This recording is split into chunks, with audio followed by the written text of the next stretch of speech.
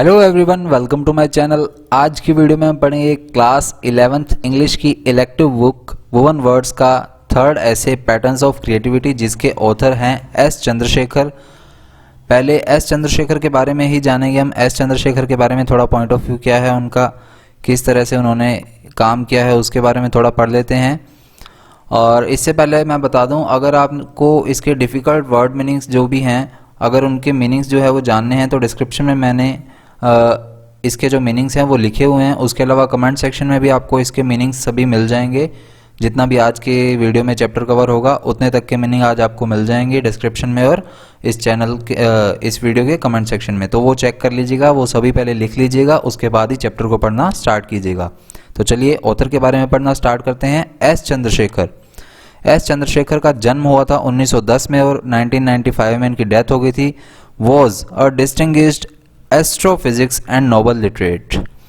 अब ये एस्ट्रोफिजिक्स थे।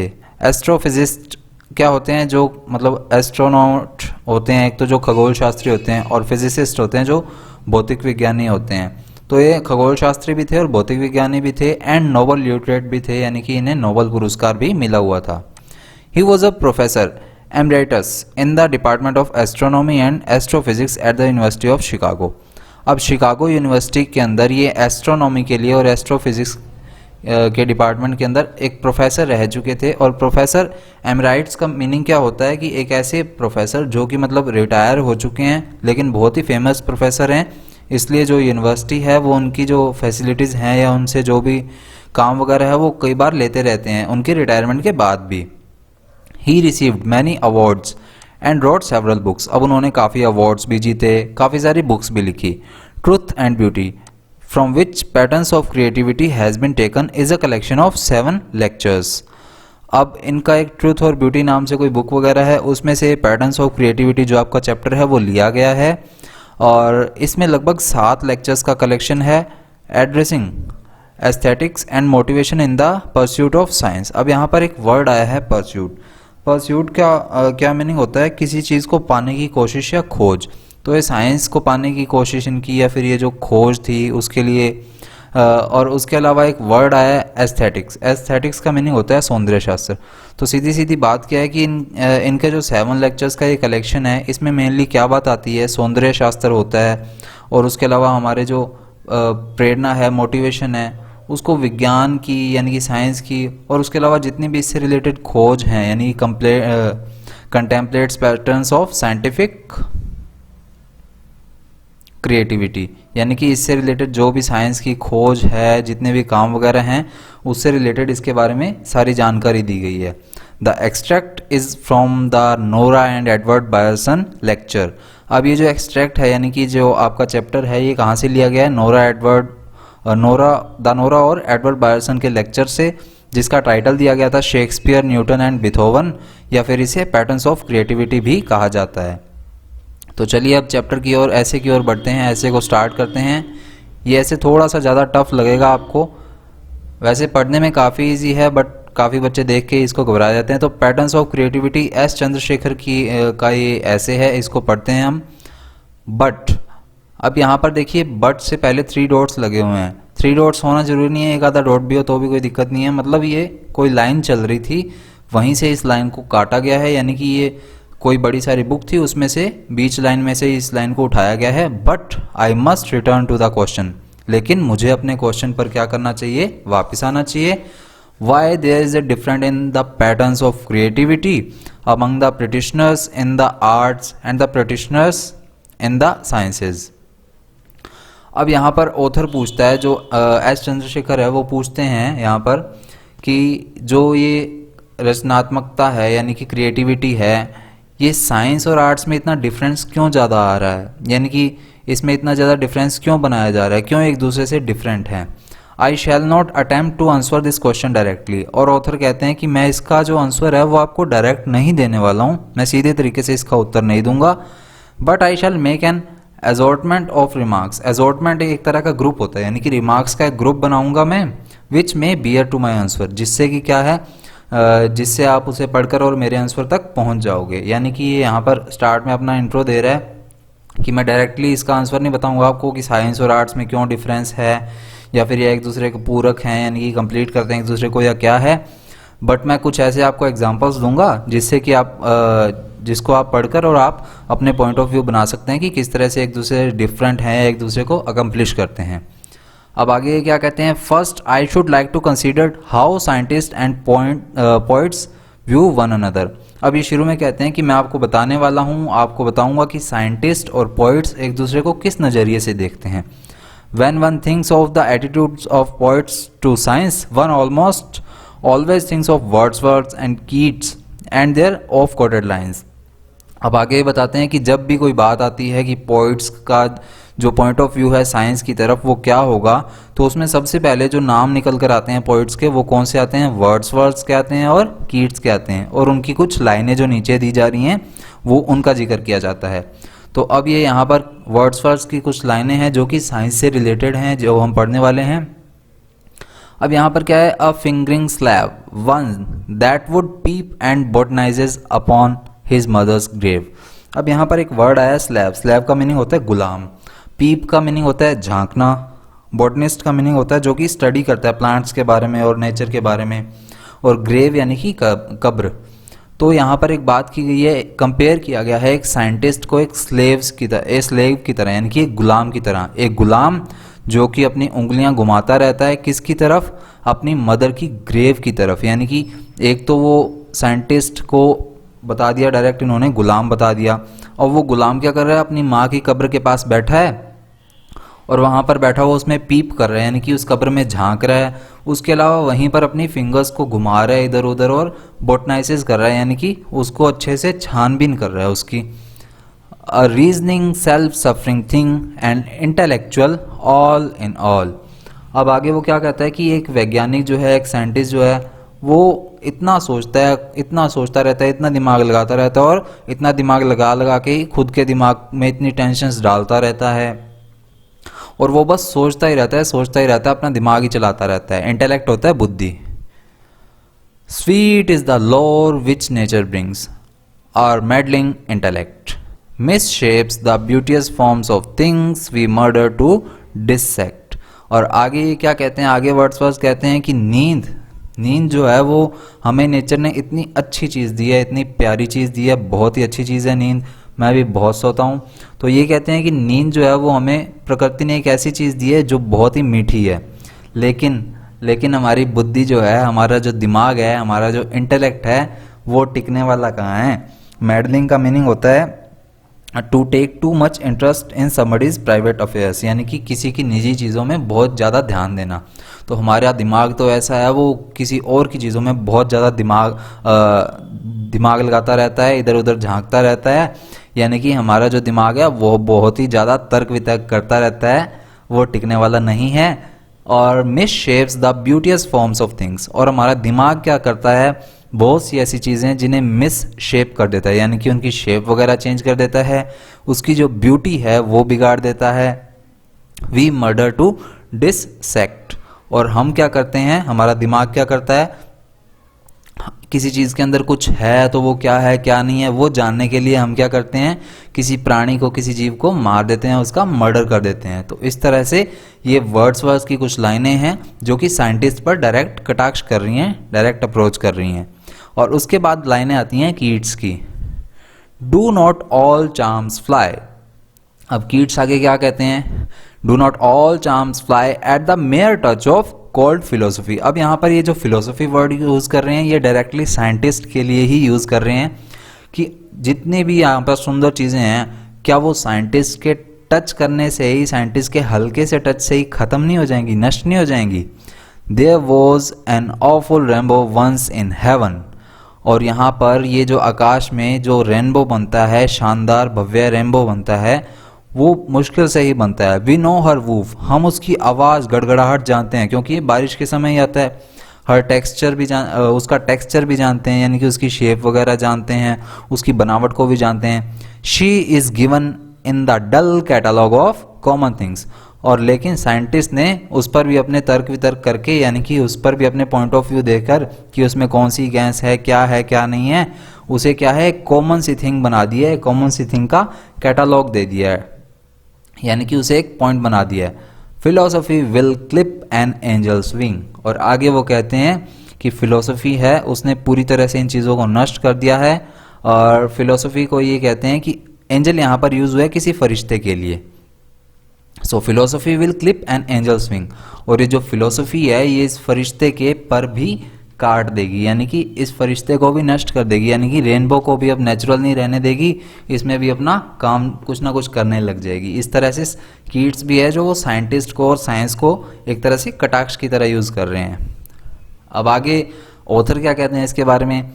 These lines perhaps find an echo in a statement of Lowes Dickens. When science arrives, it expels literature. अब आगे ये बताते हैं कि लॉव्स डिकन्स की कुछ लाइंस हैं, उनकी गूंज भी इसमें कहीं ना कहीं उड़ जाती है कि जब भी साइंस आती है वो लिटरेचर को दूर भगा देती है।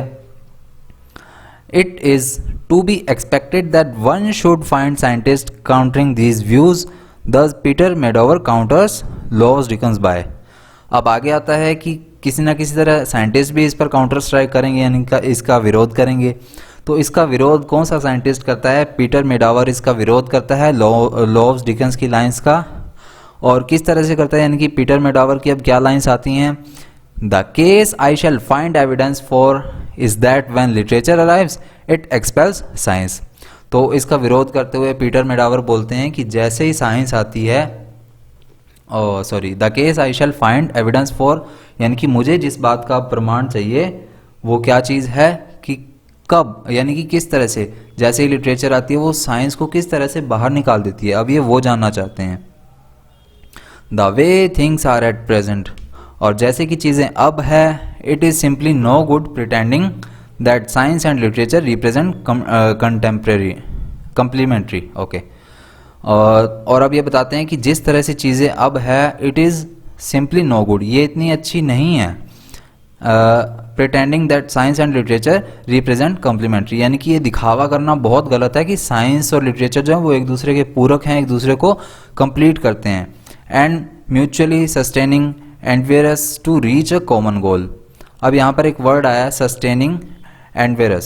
सस्टेनिंग एंडवेरस का डायरेक्ट मीनिंग होता है किसी चीज़ के लिए प्रयास करते रहना या उस पर कायम रहना, कठोर प्रयास करना। तो यहाँ पर ये बताते हैं कि लिटरेचर और साइंस एक दूसरे को कंप्लीट करने के लिए या एक ही गोल तक पहुँचने के लिए किस तरह से एक दूसरे की हेल्प करते हैं, ये कहना बहुत गलत है। ये on the contrary where they might be expected to cooperate they compete. और आगे पीटर मेडावर क्या कहते हैं कि जहाँ पर इनको कंट्रेरी को कह सकते हैं विपरीत है, इसके विरोधाभास में। और इसके विपरीत क्या होता है? जहाँ पर हम ये सोचते हैं कि लिटरेचर और साइंस एक दूसरे को हेल्प करेंगे एक दूसरे की, वहीं पर जहाँ पर इनको ज़रूरत होती है एक दूसरे की हेल्प करने की, वहीं पर ये लड़ना झगड़ना शुरू कर देते हैं। दे कम्पीट। ये लाइन थी पीटर मेडावर की। It would not seem to me that one can go very far in these matters by pointing accusing fingers at one another. अब ये आगे क्या कहते हैं? आगे पोइट कहते हैं, पोइट नहीं सॉरी, ये जो ऑथर हैं एस चंद्रशेखर, तो ये क्या कहते हैं कि मुझे ऐसा नहीं लगता कि एक दूसरे पर इल्ज़ाम लगाकर कोई बहुत ज़्यादा दूर तक चला जाएगा। So let me only say that attitudes of Wordsworth and Keats are by no means typical. तो आगे ये क्या कहते हैं कि मुझे ऐसा नहीं लगता, मैं केवल इतना ही कहूँगा कि जो वर्ड्सवर्थ के और कीट्स के जो भी एग्जांपल्स उन्होंने दिए हैं वो ज़्यादा इतने कुछ खास नहीं है। A scientist should rather consider the attitude of शैली। और अब आगे ये एक नए साइंटिस्ट की बात करते हैं, शैली की, और शैली एक पोइट भी हैं। तो a scientist should rather consider the attitude of शैली। तो ये आगे कहते हैं कि एक मतलब साइंटिस्ट को क्या करना चाहिए? शैली के दृष्टिकोण से, शैली के पॉइंट ऑफ व्यू से समझना चाहिए। शैली इज अ साइंटिस्ट पोइट। शैली जो है अब एक साइंटिस्ट भी है और एक पोइट भी है। It is not an accident that the most discriminating literary criticism of Shelley's thought and work is by a distinguished scientist Desmond King Hele. अब ये बात भी कोई छुपी नहीं है, ये कोई अचंभे की बात भी नहीं है कि शैली जैसे ग्रेट पोइट, ग्रेट साइंटिस्ट का जो विरोध किया है या फिर उस पर जो कटाक्ष कसा है किसी ने, वो भी बहुत ही ज़्यादा प्रसिद्ध वैज्ञानिक है और उनका नाम क्या है? Desmond King Hele.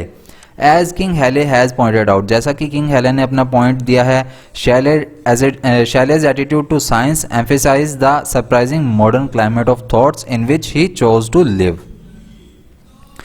अब ये आगे क्या कहते हैं कि किंग हेले ने क्या पॉइंट आउट किया है, शैले का जो एटीट्यूड है साइंस की तरफ वो किस बात पर जोर देता है कि जो मॉडर्न क्लाइमेट है that the surprising modern climate, यानी कि एक तो जो क्लाइमेट है वो चेंज बहुत होता रहता है अब, और ये मॉडर्न क्लाइमेट है यानी कि आज का टाइम का क्लाइमेट है, उसके बारे में इनके विचार जो हैं इन which he chose to live, उसी में इन्होंने रहने के बारे में सोचा है। किसने सोचा है? शैले ने।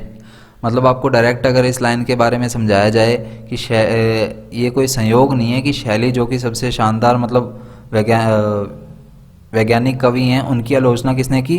डेसमोंड किंग हेली ने।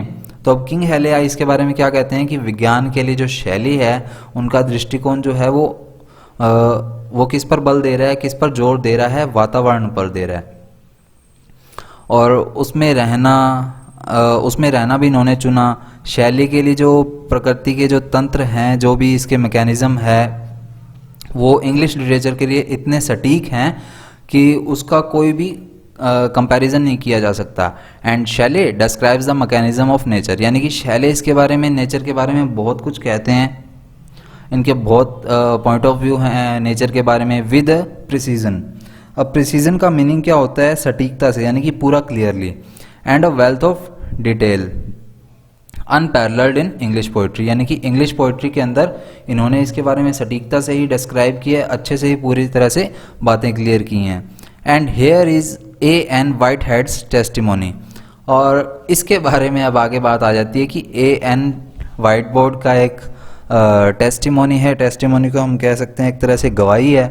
तो A.N. टेस्टिमोनी की भी इसके बारे में कोई ना कोई गवाही है। तो वो गवाही क्या है? ये देखिए 4 लाइनों की गवाही है A.N. व्हाइटहेड की। Shelley's attitude to science was at the opposite pole to that of Wordsworth. अब आगे ये कहते हैं कि शैले का जो विज्ञान के प्रति यानी कि साइंस के लिए अपना पॉइंट ऑफ व्यू है, दृष्टिकोण है, वो वर्ड्सवर्थ से बिल्कुल अपोजिट है, वर्ड्सवर्थ से बिल्कुल ही उलट है। He loved it and is never tired of expressing in poetry the thoughts which it suggests. अभी आगे बताते हैं कि शैले जो हैं वो प्रकृति से भी प्यार करते हैं, वो कविता में इतना इसको एक्सप्रेस भी करते हैं, नेचर को भी, यानी कि साइंस के प्रति भी इतना अपना झुकाव जो है वो दिखाते हैं, और पोइट्री में इसको एक्सप्रेस भी करते हैं। It symbolizes to him joy and peace and illumination, और ये इसको क्या सिम्बोलाइज करता है, क्या एक्सप्रेस करते हैं इससे इनके विचार कि ये बहुत ही ज़्यादा खुश हैं, इन्हें बहुत ही ज़्यादा इससे शांति मिलती है, और इसके अलावा ये इल्यूमिनेट भी करते हैं, यानी कि रोशनी की तरह चमक के बाहर भी आते हैं इनके words. I should like to read 2 examples from Shelley's poetry which support what has been said about him. अब ये आगे ऑथर क्या कहते हैं कि इसके लिए मैं शैले की पोइट्री के कुछ 2-1 एग्जाम्पल देना चाहता हूँ। The first example is from his cloud. अब फर्स्ट एग्जाम्पल जो है वो इनकी क्लाउड वाली कुछ बुक या पोएम में से है, which fuses together a creative myth, a scientific monograph and a gay picaresque tale of cloud adventure. और इसमें से जो पहला एग्जाम्पल है वो एक रचनात्मक यानी कि क्रिएटिव लोक कथा है, एक वैज्ञानिक लेख है, और बादल के जो दुष्ट लेकिन जो साहसपूर्ण कार्य हैं उसके बारे में ही पूरा एक मतलब कह सकते हैं हम एक कथा है पूरी, यानी कि जो हैप्पीनेस वाली कथा है वो है पूरी। तो ये वाली इनकी जो फर्स्ट एग्जाम्पल है ये वाला है, I am the daughter of earth and water, कि मैं जो हूँ, मैं पुत्री हूँ, मैं बेटी हूँ, किसकी? अर्थ की यानी कि धरती की और पानी की। And the nursling of the sky, और मेरा जो पालन पोषण है वो किसने किया है? स्काई ने किया है। I pass through the pores of the ocean and the shores, अब मैं जो है वो ओशन के छोटे छोटे होल्स यानी कि पोर्स यानी कि छोटे छोटे छिद्रों में से भी निकली हूँ, यानी कि पानी के बीच से भी निकली हूँ। एंड द शोर्स यानी कि उसके तट यानी कि किनारे से भी निकली हूँ। I change but I can not die, अब मैं बदलती भी हूँ लेकिन मैं मर नहीं सकती। For after the rain when never a stain the pavilion of heaven is bare. अब आगे ये कहते हैं कि जब मतलब बारिश होती है और बारिश के बाद मेरा कोई नामो निशान नहीं रह जाता, और उसके अलावा आसमान भी जो है वो पूरी तरह साफ हो जाता है। And the winds and sunbeams with their convex gleams build up the blue dome of air.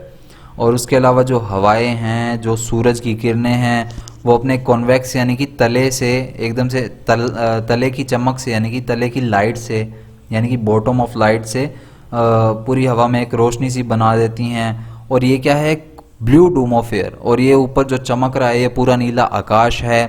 I silently laugh at my own cenotaph and out of the caverns of rain, like a child from the womb, like a ghost from the tomb, I arise and unbuild it again। अब आगे ये कहती हैं कि मैं अपने ही मकबरे पर, अब सिनोपैथ क्या होता है, सिनोपैथ एक तरह का मकबरा कह सकते हैं, कब्र कह सकते हैं, कि मैं अपने ही मकबरे पर हंसती रहती हूँ। And out of the caverns of rain। अब caverns एक तरह से हम caverns को कह सकते हैं, एक बड़ी सारी केव कह सकते हैं, केव को ही कैवर्न कहा जाता है। तो ये यहाँ पर केव के लिए यूज़ नहीं हुआ है, लेकिन केव से हम मीनिंग ले सकते हैं and out of the caverns of rain, यानी कि बारिश के जो भी गुफा है उससे मैं निकल कर बाहर आती हूँ। और किस तरह से निकल कर बाहर आती हूँ, जैसे एक छोटा सा बच्चा जो है वो अपनी माँ की वोम से निकल कर बाहर आता है, या फिर एक जो भूत है वो कब्र से बाहर निकल कर आता है, मैं उसी तरह उठती हूँ एंड अनबिल्ड इट अगेन, और वापस फिर वहीं पर दब जाती हूँ या वहीं पर नष्ट हो जाती हूँ। तो ये इनका फर्स्ट एग्जाम्पल था। तो आज की वीडियो में हम इतना ही करेंगे, बाकी का जो चैप्टर है वो नेक्स्ट वीडियो में कंप्लीट करेंगे बाकी का ऐसे। तो इसको समझ लीजिएगा अच्छे से, एक बार वीडियो को अच्छे से देखिएगा ताकि आपको अच्छे से समझ आ जाए। बाकी नेक्स्ट वीडियो में मिलेंगे, और डिस्क्रिप्शन में मैंने लिंक दिया है ताकि आपको इसके जो चैप्टर्स हैं बाकी वो ढूंढने ना पड़े। तो वो प्लेलिस्ट का लिंक है क्लास 11 नाम से, तो वो लिंक चेक कर लीजिएगा, वहीं पर आपको इसकी सारी वीडियोस जो हैं वो मिल जाएंगी वुवन वर्ड्स की। तो मिलेंगे नेक्स्ट वीडियो में। Thank you, tata, bye bye, जय हिंद।